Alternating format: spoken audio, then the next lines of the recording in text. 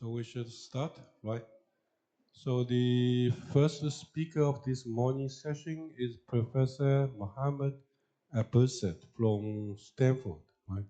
Professor Abouzaid is an expert on Floer theory on symplectic manifolds. Okay, so let's welcome. Thank you. Thank you. We were given a mandate to make a lecture that's accessible to advanced undergraduates in some sense. So I tried to do this, and we'll see how successful I am. So this talk is about some recent developments, some work that I've done with Andrew Blumberg on, and basically having, as the title says, a model for the stable homotopy category that is built out of Morse theoretic constructions. But I want to start much earlier. I want to start with the foundations of algebraic topology, and in some sense kind of why algebraic topology is so complicated. So it's complicated because of this object. This is called the Gallo-Roman dodecahedron. They exist. You can find that they're about 2,000 years old. You can find them in the soil in southern Germany and northern France. And of course, if you see this, you realize that this is a Platonic solid. Most mathematicians know about Platonic solids, but it's usually kind of strange from a topologist point of view because, this is a very rigid object. But it arose in Poincaré's work, and it arose as follows. So you take this object and you see that it has opposite faces. For example, there is a top face here and a bottom face here, and you can glue them together. And when you glue them together, you get something that has no boundary. Here's a picture from a book of Seifert and Threlfall. Sorry, the resolution is not very good, but if you see what this does is you take the dodecahedron and you cut it open like on a piece of paper, and it tells you that you should glue, this used to be the top face, and you glue it to the bottom face on the other side, and it tells you exactly how you should do so. It's not obvious that when you do this you get a manifold, but you can just check some condition at the corners and you see that indeed everything matches up, and locally you have a copy of R3, so that's an interesting three-manifold. So why is this an interesting three-manifold? So this three-manifold is the reason why we have the Poincaré conjecture. So initially, what Poincaré was trying to do is somehow classify three-dimensional manifolds, and his idea was that you would do the same thing that you do for Riemann surfaces. If you look at Riemann surfaces, I'm making a statement here, make them oriented so that I don't have to think about it. Make them also maybe connected, I forgot to write it. Then the only thing that matters is the number of one cycles, the number of independent one cycles. So if you have an S2, well, there is no circle on it, or every circle on it collapses to a point. If you have a torus, then there is a circle going this way and a circle going this way, so now there's two of them, and so on and so forth. And you can just get just a number. This number is called the first Betti number. Well, it used to be called the Betti number. It's called the first one because we have more. And it goes back to Mobius that this number determines surfaces up to homeomorphisms. Okay? Now, when you try to make this precise, you have to understand what you mean, like what is actually a one cycle. And if you say the word independent, then implicitly you have to know how to add them and also have to know what it means for them to be equivalent to each other. And kind of the geometric intuition is pretty clear. You add by taking unions, and two things are equivalent if you can deform them to one another, but that's still not a mathematical definition. Okay? The point that I'm trying to make is that when you look in this two-dimensional situation, it really doesn't matter how you formalize this intuition. They all give the same answer. And what Poincaré, in some sense, probably Poincaré kind of implicitly assumed the same thing happened in dimension 3, and it turns out to not be true. Okay? So that's why in algebraic topology we have, there are all these different invariants. So let me talk about some of them, because somehow, in some sense, all of them have to appear in this lecture. So the first one is homotopy. Okay, this is a very simple way. You fix a point in your space, that's this dot over there, and you only look at loops. Use the one cycles used as loops, and you only look at loops that go through a specific point. So if I take this loop, I'm just going to do kind of a kinematic version of that one. So you start with this loop, and you want to add to it some other loop, for example, this loop. And what you do is you say, well, they both go through this point, so what I can do is I can traverse this one first, and I follow it with the other one. So that's the addition law. And this is called the fundamental group. It's called pi 1. There's the pi is in honor of Poincaré. In higher dimensions, you can do more or less the same thing, except you can replace loops by spheres. So circles by spheres. And these are called the higher homotopy groups. And I will say a few more words about them later, but this is the first type of invariant that appears in algebraic topology, kind of homotopy groups and then higher homotopy groups. What else can you do? But the other thing you can do is, in some sense, the one that is most familiar to people, it's homology. So in homology, your idea is that one cycles are maybe circles, but not necessarily. They can be slightly more complicated. So the point is, if you started with a circle, you could break it up into intervals.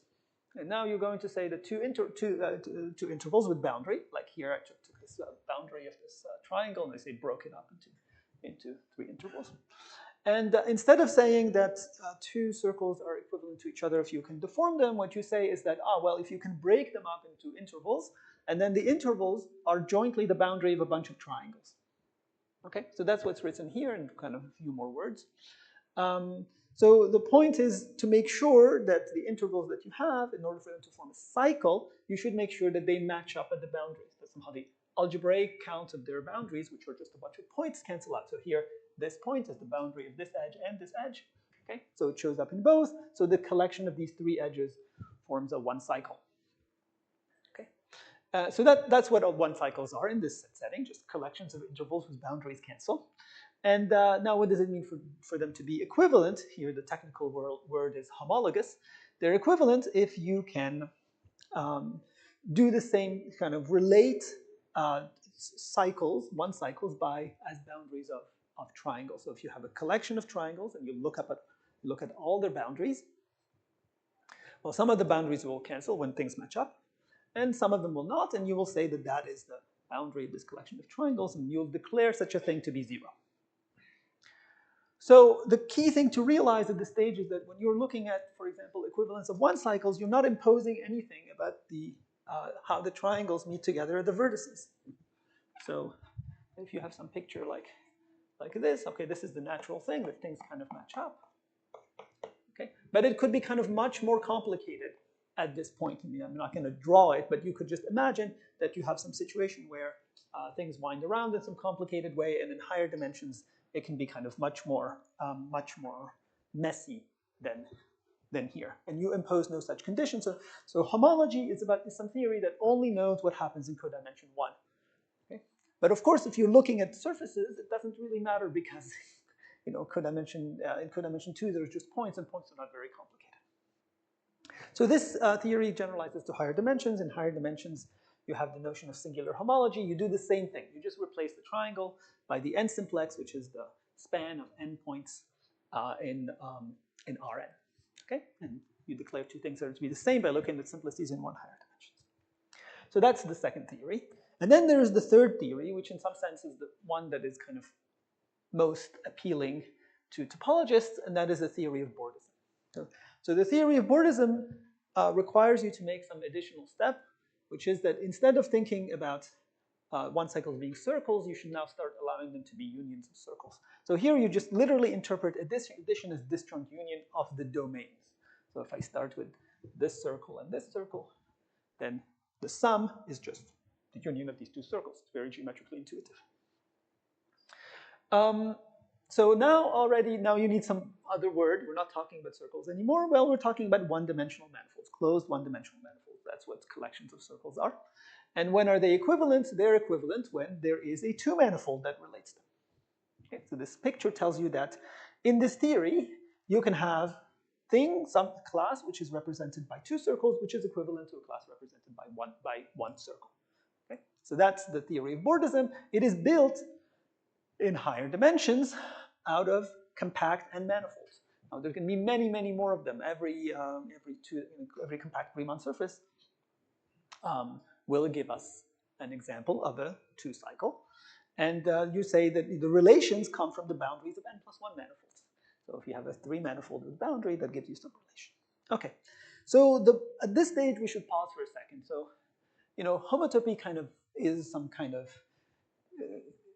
that doesn't, I mean, you can impose coefficients on it, but it's not very natural. It's just, you just have circles and you just add them. There's nothing to do. When we introduced homology, then we had to started taking linear combinations. Linear combinations means you have to have some coefficients that you allow. Are they going to be integers, or are they going to be like rational numbers, or are they going to be from finite fields? There's some choice to be made. So there's something similar that you have to choose when you do bordism, and that is, but in some sense it's much more geometric, and that's some kind of structure on the tangent space of the manifold. Okay, the simplest thing to say is you can look at oriented manifolds, or you can look at unoriented manifolds. Okay, so if you look at oriented manifolds, then you exclude RP2 from your world. If you look at oriented manifolds, then S2 contributes two possibilities. There S2 with one orientation, S2 with the opposite orientation. Now they turn out to be equivalent, but that's some accident of dimension 2. This is what we mean by a structure on the tangent space. Okay, so I will in a moment talk about some structure that is kind of much more sophisticated, much more elaborate than either unoriented, which is basically no structure, or oriented, which is the one that we're used to. But I just want to indicate that the one that I'm talking about, yes, in some sense it's universal, but there's many other ones that we could be studying. Okay, so before getting there, I want to point out kind of the way in which these three theories, which appear to be completely different, are related to each other, and just examples of a more general structure. And this is some, probably due to Whitehead in some sense. So any flavor of homology or bordism satisfies what's called a Meyer-Vaye-Torres axiom. Okay, so what that means, so Meyer-Vaye-Torres, if you do not know, it's basically some inclusion-exclusion principle for homology theory. So you want to assign, the theory assigns a group, or graded group, to every topological space. Here's X. Imagine this topological space has been decomposed in two pieces in some sufficiently nice way.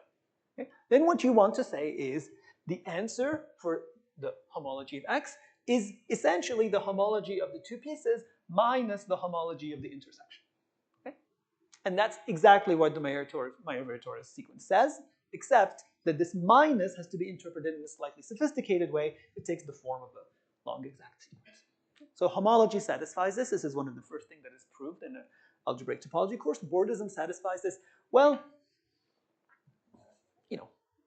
the proof takes a little bit of understanding of differential topology, but you can basically teach this. Once students know about Sard's theorem, then they can essentially prove this. Okay? So this kind of some invariant of topological spaces, which is homotopy invariant satisfying these properties, has a name. It's called a generalized homology theory. Now, homotopy groups do not satisfy this. It's a bit hard to explain exactly why, but roughly speaking, if you look at the addition law here, you'll realize it's not even commutative. So there's some non-commutativity going on here. And so expecting such a formula to hold doesn't make sense, but it turns out that you can fix it. You can fix it by raising the dimension. So there's this notion of stable homotopy groups. And what you do is you have your space X. Okay? You have the pi n of X. Pi n of X is Sn mapping to X, n-dimensional spheres mapping to X. And now if you take the space and you just raise the dimension by 1, take a product with the circle, simplest thing you can do. Then now you could just say, well, what if I take a map of an n-dimensional sphere mapping to X and I try to raise its dimension by 1 and look at that map mapping to X times S1. Now this won't quite work because Sn plus 1, this won't quite work because Sn plus 1 is not Sn cross S1, okay? But it's close enough. It is this modulo star cross S1. Okay? So there is a way in which you can start with n-dimensional spheres mapping to X and end up with n plus 1 dimensional spheres mapping to X times S1 modulo this equivalence relation that I don't want to keep track of. And then you can keep going until you reach any, until you kind of keep raising this parameter, that's Kn1, and now it becomes K. And then you take the limit. And now the limit groups are called stable homotopy groups. It's a non-trivial theorem in homotopy theory. It's called Blaker's Massey theorem.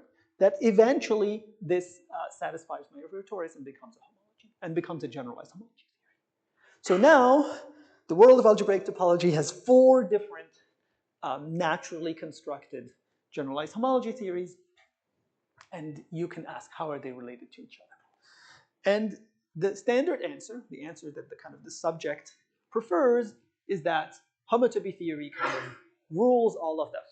Okay, they're all just in all these complicated the simple one, homology, that we teach to undergraduates when they take algebraic topology, the geometrically meaningful one, which is bordism, and homotopy theory, well, of course, are all instances of this single example. This is one way to formulate it is a theorem due to Brown, 1962. It says if you have anything satisfying these axioms, these Meyer-Veritoris axioms, then you can produce some spaces called En, okay, so that your putative invariant of any topological space X is actually just some kind of, oh, actually there shouldn't be an S there, some kind of homotopy groups of the product of X with your space. Okay? Well, not quite. You can't just take the product of X with this one. You have to assume that you have infinitely many of these spaces K and some maps between them, and then you take some limit as K goes to infinity. But whatever it is, this says at the cost of introducing topological spaces that you multiply your target by, you can re-express homology or bordism as homotopy groups. Okay. Now, this perspective, well, it opens up a whole range of possibilities. This is the foundation of stable homotopy theory. It makes it possible to kind of develop a algebraic machinery for studying these objects. But it also has very concrete consequences. Okay? So if you look at the dates, you'll see that there is some discrepancy. The concrete consequence that I want to highlight is due to Thom. It occurred before this.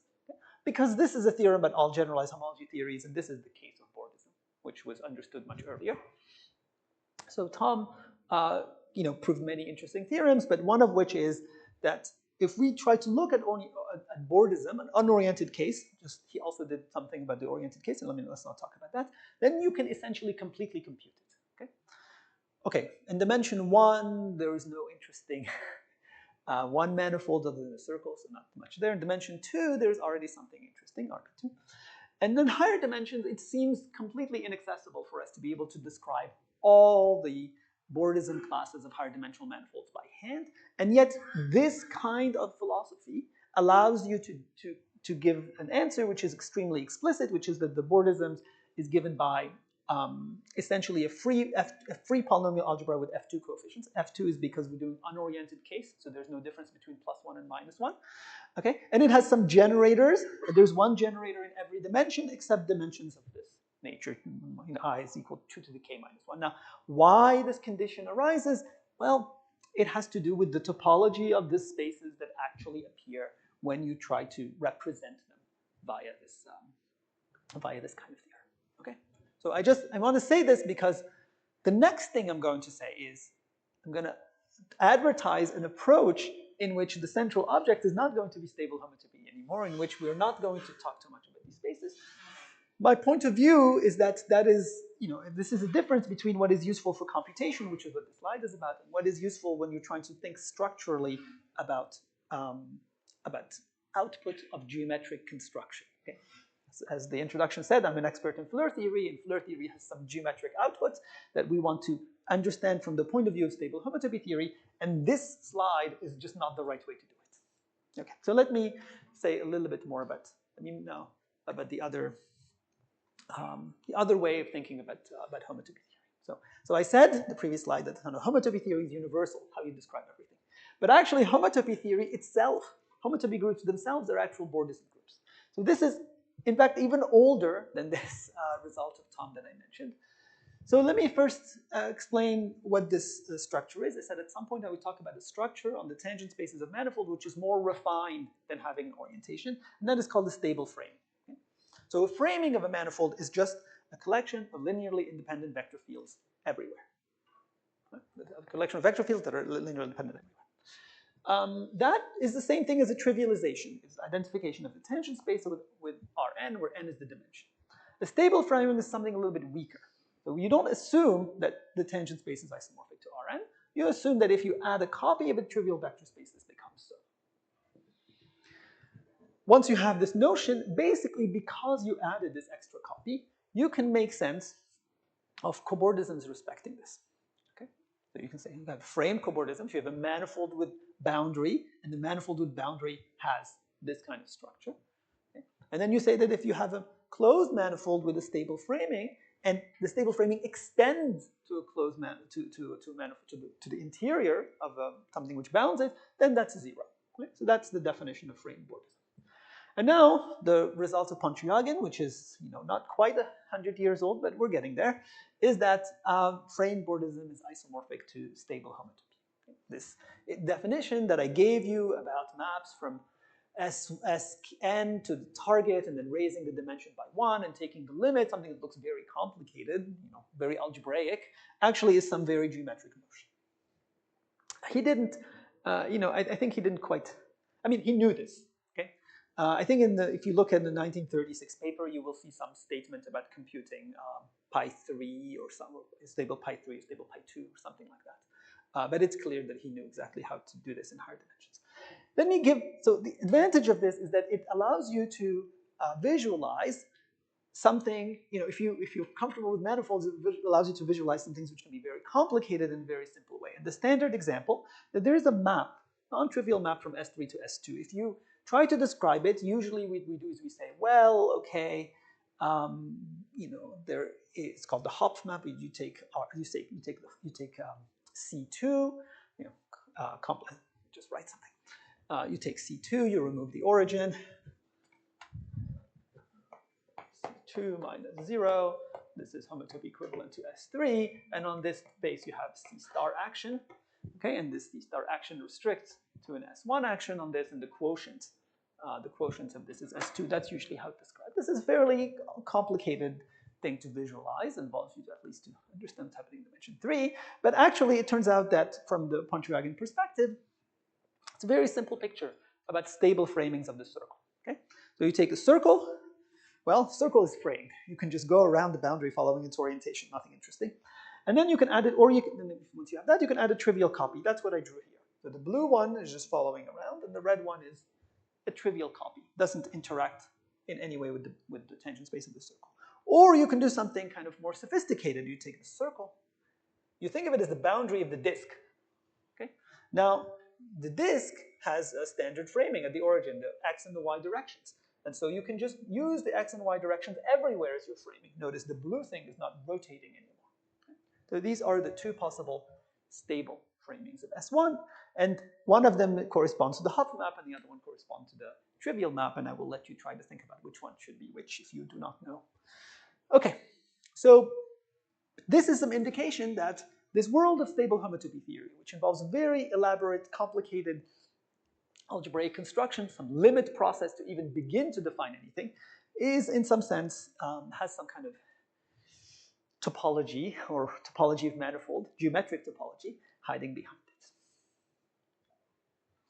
So this is more or less, the slide basically says what I've been saying before, which is that the world of stable homotopy theory, the world of algebraic topology, has been built upon this notion of spectra, which is basically you take Brown's thing and you turn it into the foundational starting point of the definition. Okay, and the definitions are very complicated, and I don't even want you to read this paragraph. And now I want to finally mention what it is that I am talking about here. So what I want to talk about here is work with Andrew Blumberg. It appeared in the archive a few months ago. And it basically says, this complicated category, which somehow knows about all generalized homology theories, can be understood directly from frame bordism. Okay? So earlier, in the previous slide, I talked about just the homotopy groups. Okay?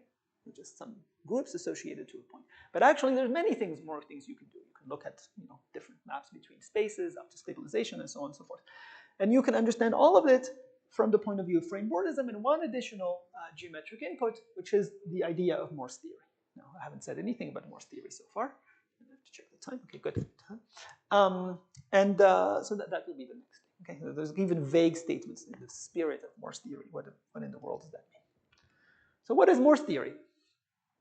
So Morse theory is a way of relating dynamical questions, in some sense, to topology. So the best way to illustrate it is with its origin. So this is a result of Morse from the 1920s. It's really the first theorem in Morse theory.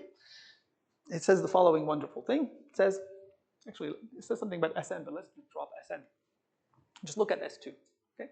If you look at S2 and you take 2 points on S2, you can ask yourself, with the standard Riemannian metric, round metric, you can ask yourself how many geodesics are there that start here and end here. Okay? And if you are a normal person, you will say there's 2. There's one that goes here and the one goes in the back. Okay? But if you're the mathematician, you will say there's infinitely many. Because you will say there's one goes here, one goes to the back, but actually you can keep winding around infinitely many times in either direction. And Morse asked the following beautiful question, which is, does this phenomenon persist when you perturb the metric? Okay, so I give you some metric on S2. I give you 2 points. How many geodesics are there? And the answer is, well, there's at least one. That's not too difficult to show. I think a first course in Riemannian geometry will establish this. But are there any more?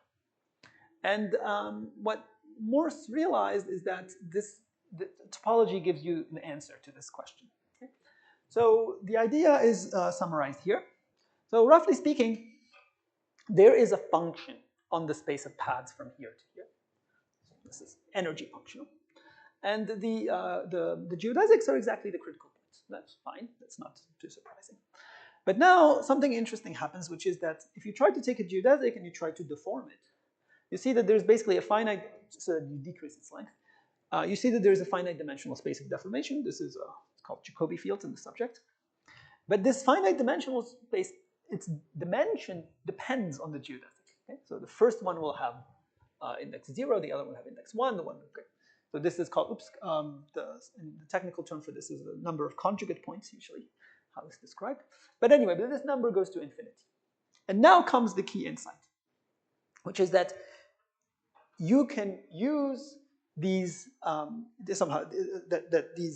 fact that this goes to infinity is related to the fact that the homology of the space of paths from TP to Q, that space has classes, non-trivial classes, in arbitrary degree. Okay? And in some sense, in this special case of spheres, that's some kind of if and only if.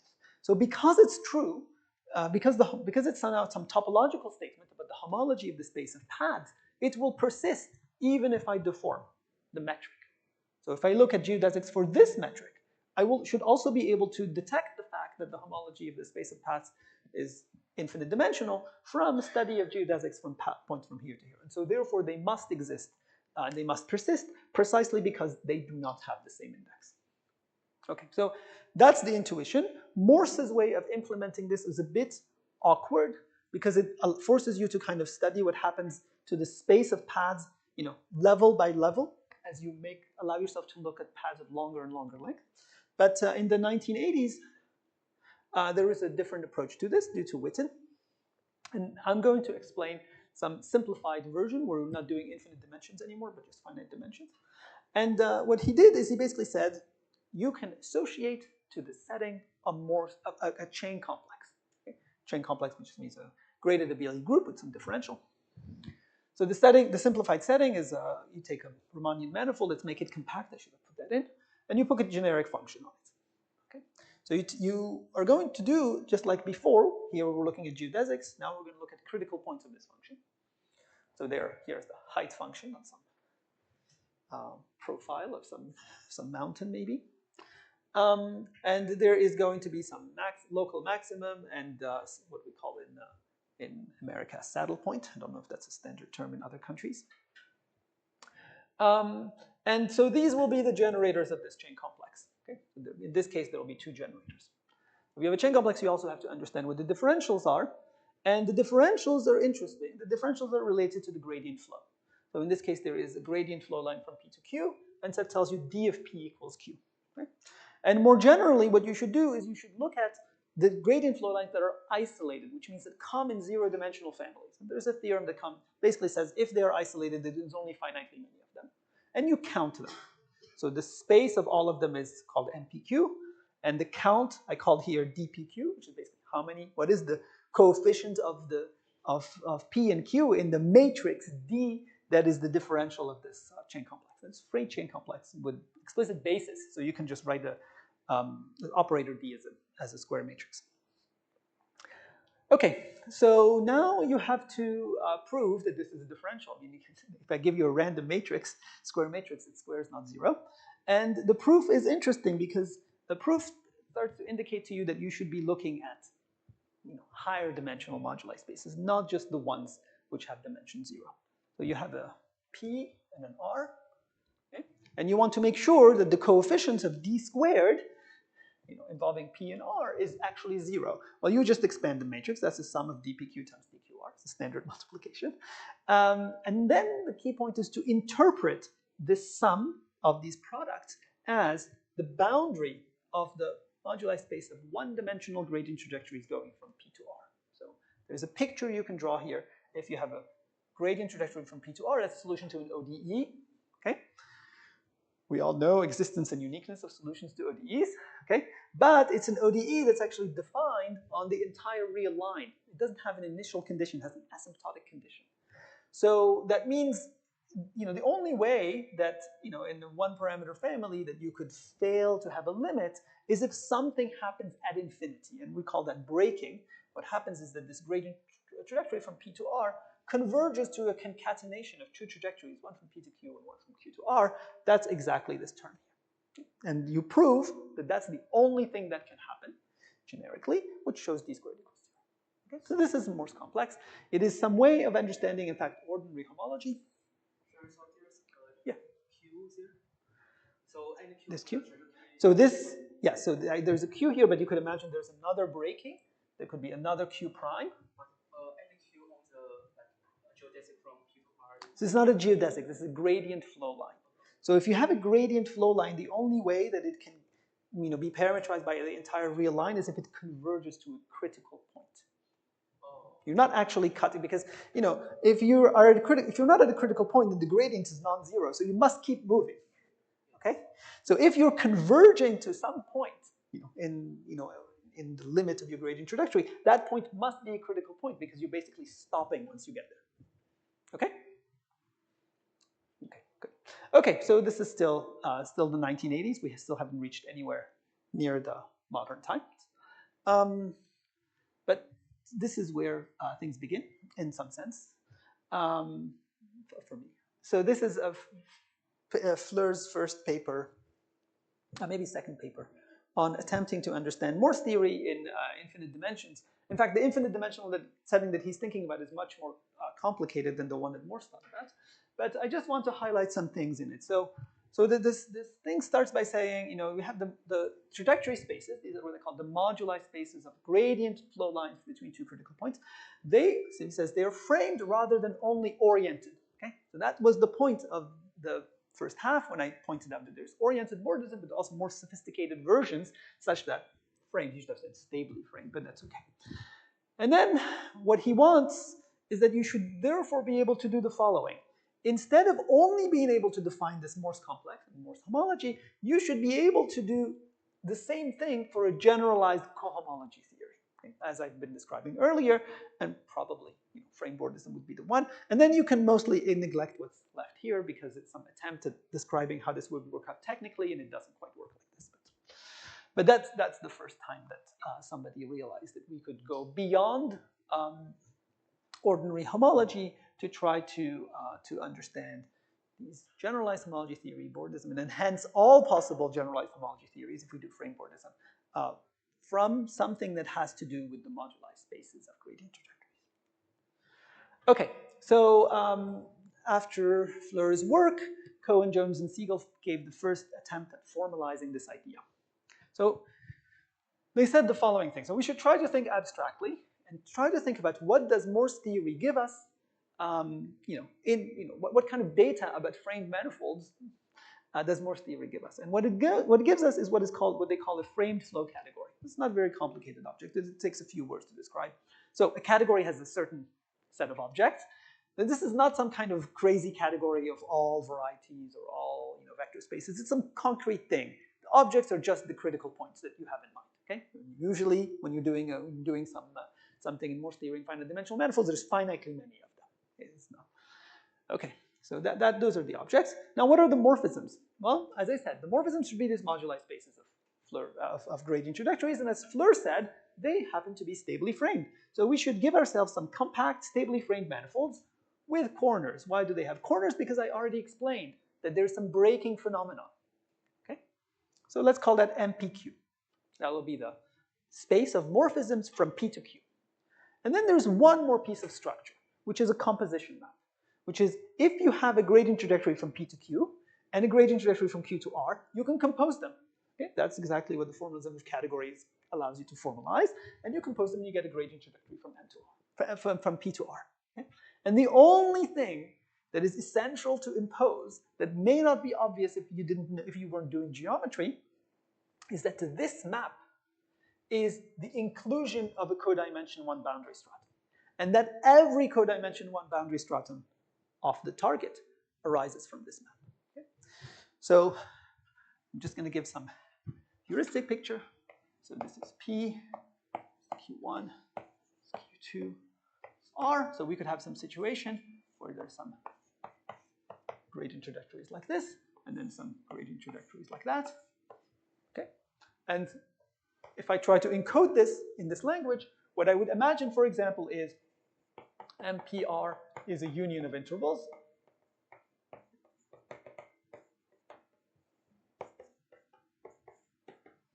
Okay?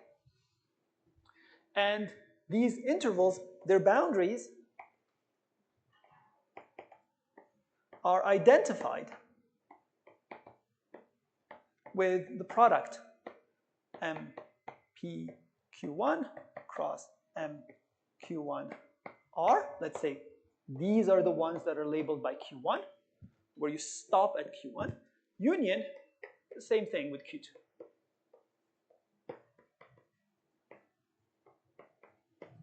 Okay, so then there are some other boundaries that are labeled by Q2.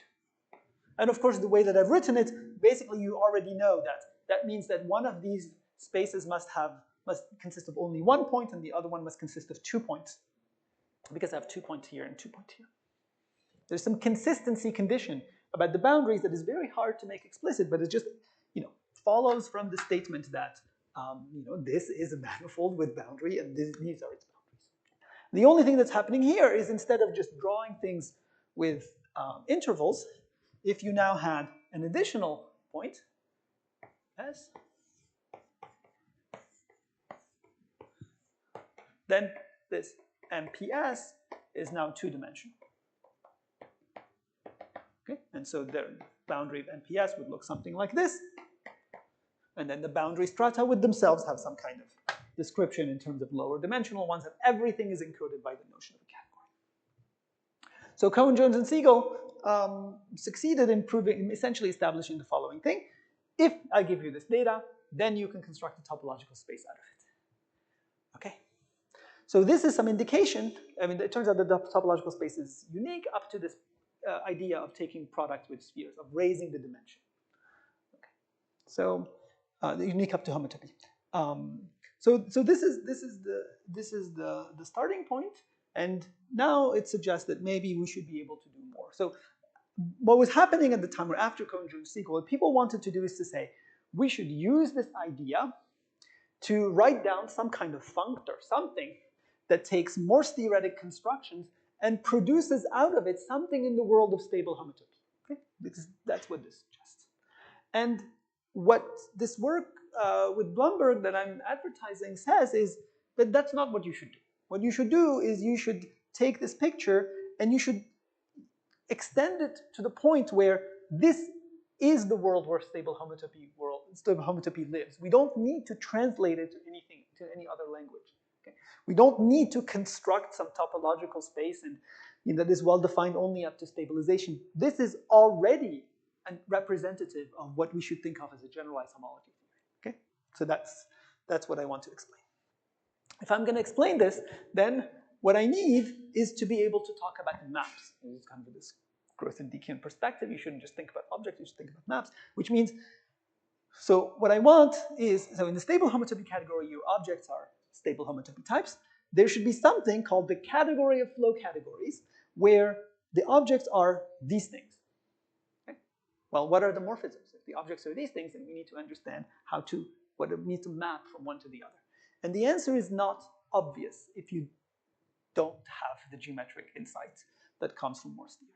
So the definition is of a frame, we call it a frame flow bimodule. Okay, so again, this is some algebraic construction, but what I want to explain before anything else is that this naturally arises if you try to relate Morse theory for two different functions. Okay, I have a function f1 and a function f2, and what I'm imagining here is that the function f1 has like some kind of blue gradient flow line, and the function f2 has some red gradient flow line. And what I want to do is I want to interpolate between the two. Okay, so I'm going to I have my real line. Okay, and on this real line, I write some ODE. And on one side, this ODE is just the gradient of f1. And yep. No, different critical points. A priori different critical points. So if f1 has some bunch of critical points, let's see, one of them is called p1, and f2 has possibly different critical points called q2. Okay, then by any choice of vector field which interpolates between the gradient vector field of f1 and the gradient vector field of f2 gives me some ODE on the real line, on which I can impose asymptotic conditions which are given by critical points of f1 on this side and critical points of f2 on this side. It makes sense because that's, as I said before, as you go here, if this is a critical point of f2, then the thing slows down, so you can make sense of it extending all the way to the entire positive real line. So this defines some space. I don't know what I wrote it. Oh, yeah, I wrote B P1 Q2. What do I mean by this? B P1 Q2 is the space of all solutions to this ODE with these asymptotic conditions. Okay? Now, exactly what I said before for moduli spaces of gradient trajectories of Morse functions applies in general to ODEs. This is some manifold. Okay? Another way to say this, existence of uniqueness of this tells me if I perturb a little bit, I will just get another solution. Okay? Now the dimension of the space of this space here has something to do with the index of this critical point and the index of this critical point. Right? So this is some manifold. But it may have boundary. What boundary can it possibly have? Existence of uniqueness solutions to ODEs tell you the only way that it can have boundary is if something happens here or if something happens here. Okay? And that's exactly what's illustrated there. What can happen is you can acquire some gradient trajectory of f1 that happens before the interpolation process. Okay? So in the limit, this can converge to some picture where you go from P1 to something else. I'm going to just do this, P1, P2, and then follow that by some gradient trajectory. Oops, not gradient trajectory, one of these kind of, it's called continuation maps in the subject. One of these mixed things, one of these what called deformed equations that goes to P2. Or it can happen on the other side. You can first go from gradient of f1 to f2 and then follow that by a gradient flow line of f2. Okay? If you write these two equations, you write what's happening in this boundary, you get these two equations here. Okay? So M1 refers to the moduli space of gradient trajectories for the function f1. Okay? M2 refers to the same thing for f2. And this B is the space of solutions to this more complicated thing. And the way you read this is this way. You look at this moduli space of things with asymptotic conditions P1, I'm sorry, I use slightly different notation, P1 and R2. You think about what is its boundary? And the answer is its boundary consists of two types of elements. Either you have breaking on the left or you have breaking on the right. And this, if you're an algebraist, you can recognize as exactly the definition of a bimodule. B is a bimodule over the algebras that are formed, in this case categories, that are associated to M1 and M2. Okay, so this notion is the definition of a morphism in this category. Yes?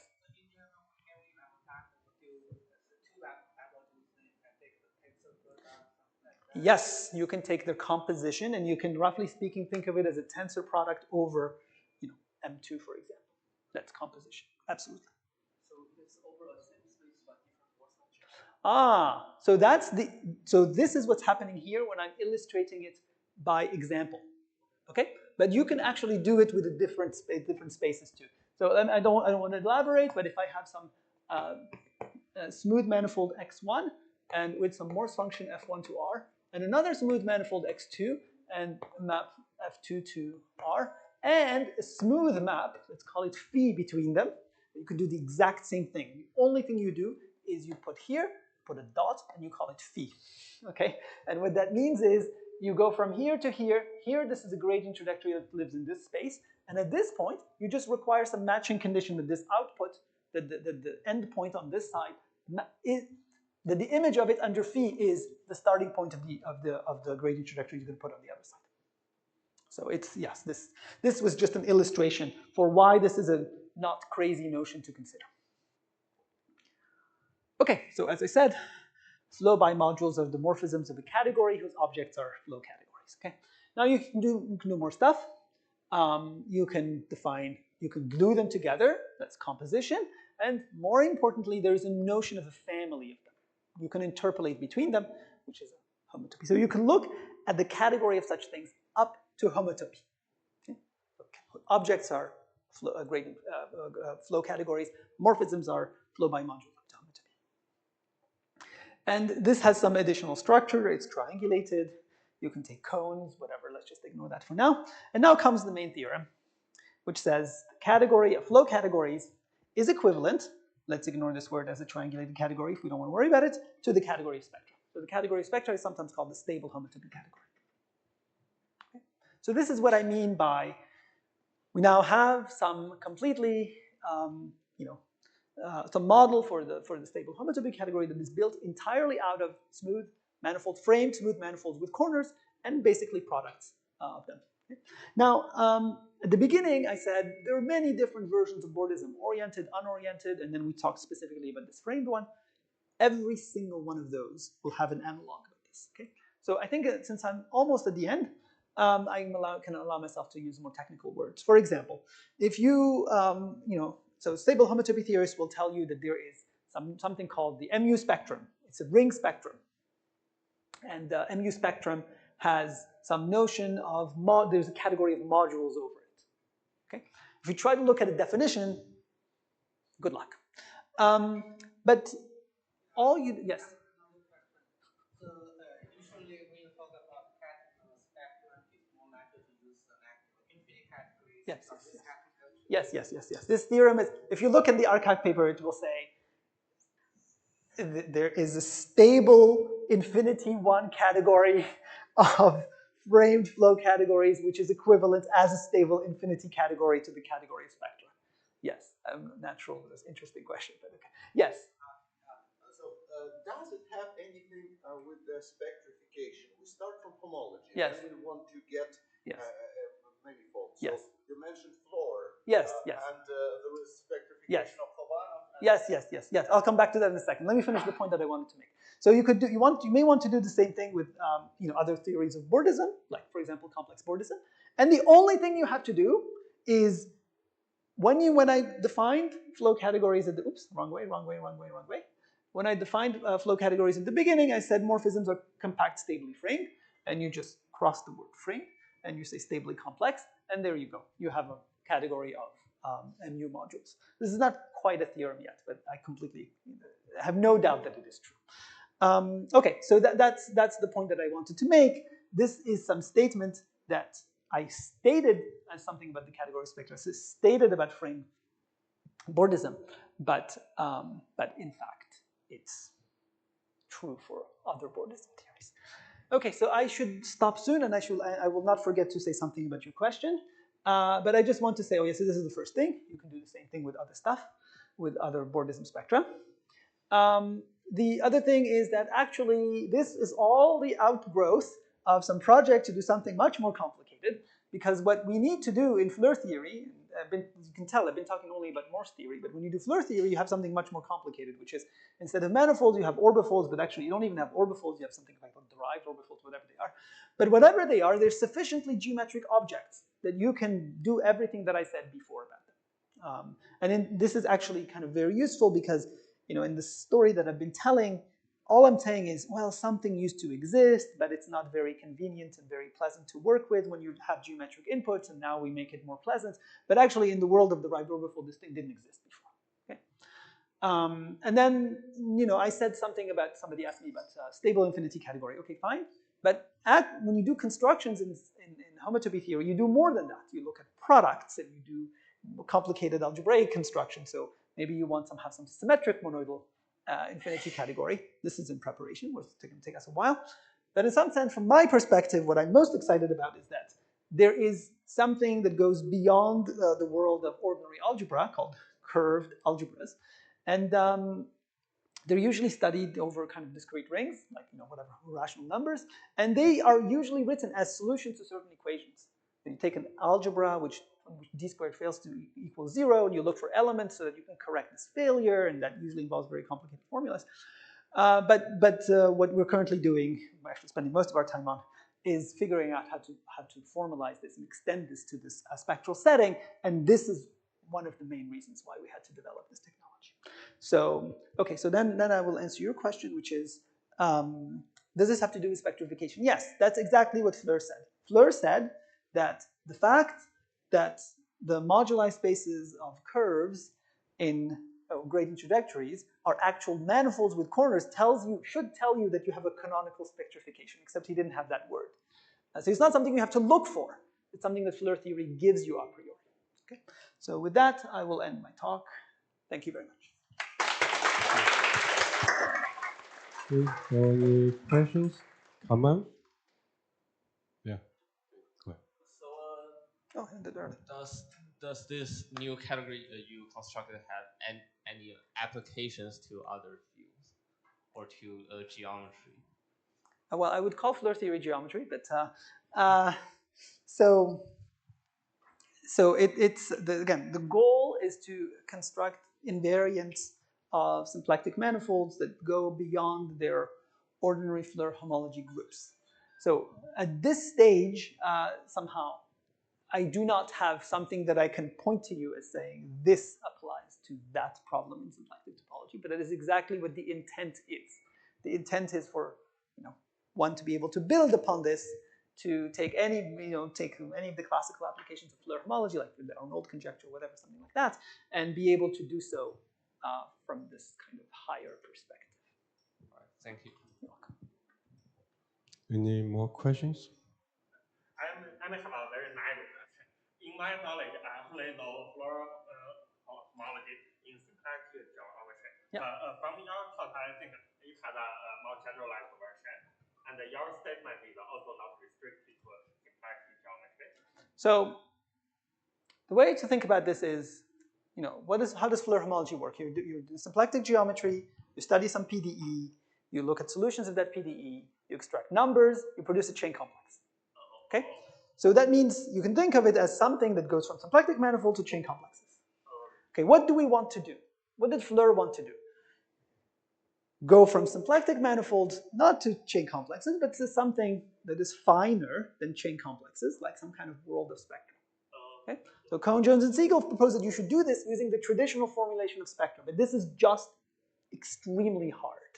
Okay? I mean, one answer to your question about applications is something like, yes, there is an application. Blumberg and I wrote a 300-page long paper about the Moravec K-theory and Arnold conjecture, and I don't want anybody to have to ever read it. So therefore, we are inventing a new perspective so that nobody has to read it. That's in some sense the application. Now to go back to your question. So if you're stuck with the target, so there always has to be a target category where invariant lives. The question is, which one is it?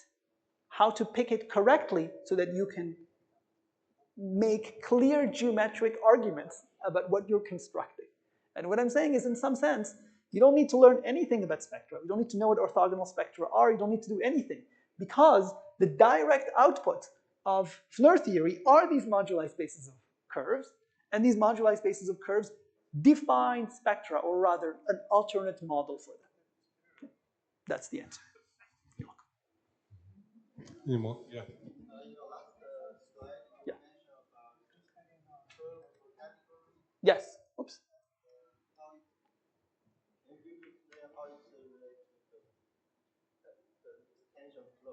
I think it's better if we do this after. It'll take a while. Yes. Okay. Yes. So could you explain explicitly what object corresponds to the sphere spectrum? That is the simplest thing to describe. The sphere spectrum is a flow category with one object and no morphism. Okay, nice. So then, how about like you said it's a triangulated category? So what's the suspension factor? Okay, so well, this is S0. Yeah. So there has to be some number associated to it. So let me just say a little bit more. So I said things have to be framed. When they're framed, they have to be framed relative some vector space. When you're doing Morse theory, you have a point P here. So maybe I should go back to that picture, but then maybe I'll just draw it again. Okay. So at this point, there is some kind of descending manifold. Okay. So it's a two-dimensional manifold, sometimes called W unstable P. In this case, there's a one-dimensional manifold. Okay. So you always, when you're doing frame setting, your flow categories, they always have a little bit of extra additional information, which is that every object has a vector space associated to it, more precisely a stable vector space associated to it. So S0 has, is this, and Sn is this. I see. So it's hiding in the framing, and I just suppressed it for simplicity. I see. And so like taking suspension is just adding a copy of Rn I see. to the thing that you are using in your formulation of orientation. And because I need them to be negative, technically it should be a virtual vector space, but let's worry about that later. I see. Thank you. You're welcome. Any more questions? Yeah. Okay. Take the microphone, otherwise I have trouble here.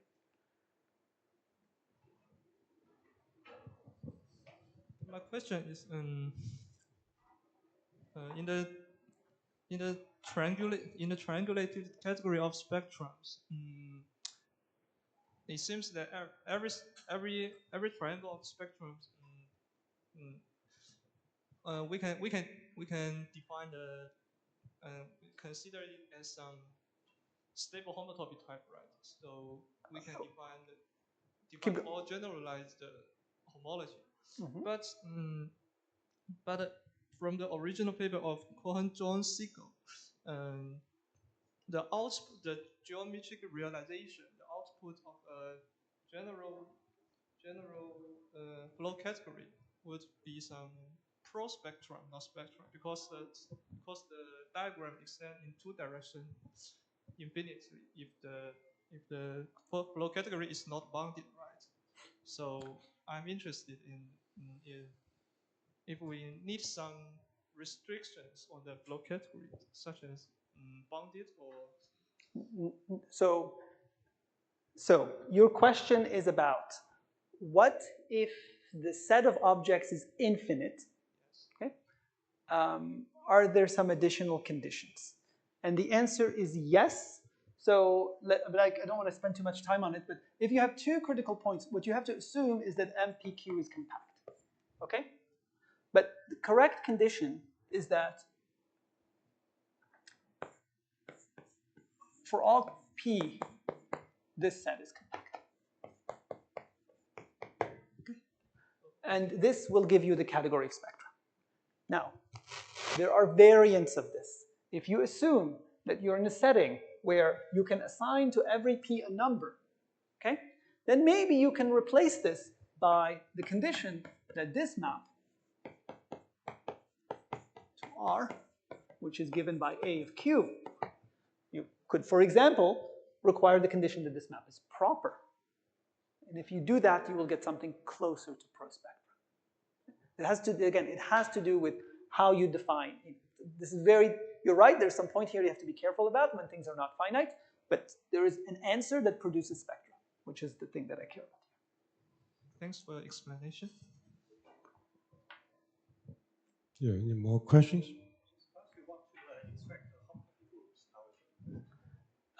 Great question.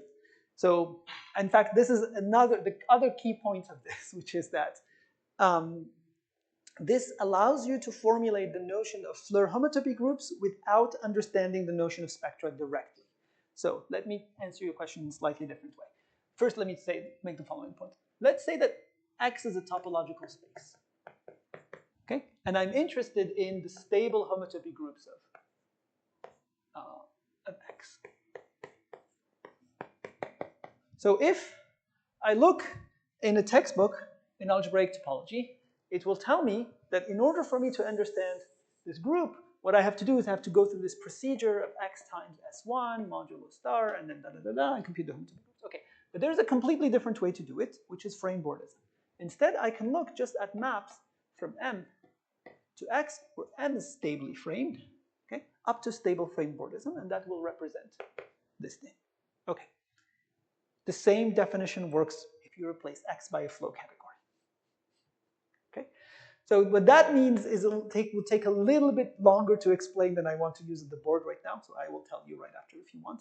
But there is just some concrete definition that says, you know, framed. There's come out from the stable homotopy groups of a spectrum of a framed flow category can be extracted as bordism classes of certain objects that you can explicitly describe.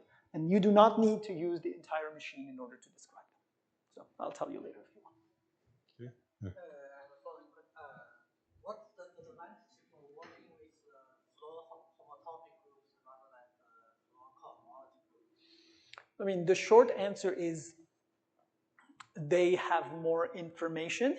It's a little bit difficult to explain exactly where. So one specific place where it turns out, I mean, this is very, very long story, but, you know, with Blumberg, we wanted to kind of prove some FP version of some conjecture that says the number of fixed points of Hamiltonian diffeomorphism has to be bounded by the rank of FP homology. But it turns out that moduli spaces of curves that we were considering do not have an orientation in FP homology. But by passing to spectra, you can find some more generalized theories in which you can construct the invariants. And then by taking some limit, you can extract the number that you want. So that is not a straightforward answer. But all I can say in the short term, in this short kind of sentence is applications exist. But I'm happy with you. Okay, fine. Good. Okay, so maybe I ask a question, right? So you see, there's an unstable version of frame cobordisms, particularly if you look at the co-homotopy from a manifold to n spheres. Yeah. Right? Yeah. So do you try to develop an unstable category as well? The answer is no, we do not try to develop the unstable. And this is because, so let me say one thing. So unstable case is relevant, in fact, to Morse theory. Because if you think very carefully about what happens in Morse theory, you realize that it's not stable framings that you have. You actually have actual framings whose dimension is exactly what has to do with the dimension of the manifold you're in. But in Floer theory, that is not the case.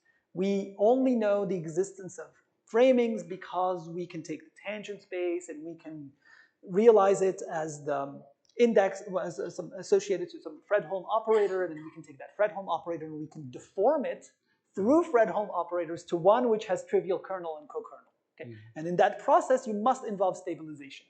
So to the extent that this theory was developed with the intent of having applications to Floer theory, no, we did not think about the unstable case, even though one could try to do so. Okay, thank you. Okay, maybe I make a bit of comment, maybe correction over there. Look at your formula, Sm plus 1. Yeah. Left hand, put n equal 2. Yes, or yes, 1. yes, Let's yes, put yes, n yes. equal to 1. Yes, yes. Left hand side is S2, yes, yes. I need to which collapse is simply point. connected. Yes. Right hand side is S1 times S1. Yes, I know. I know. Okay. Yeah. There you Good. go. Very good. Okay. Yeah. Okay. Now let's thank the speaker again. Yeah.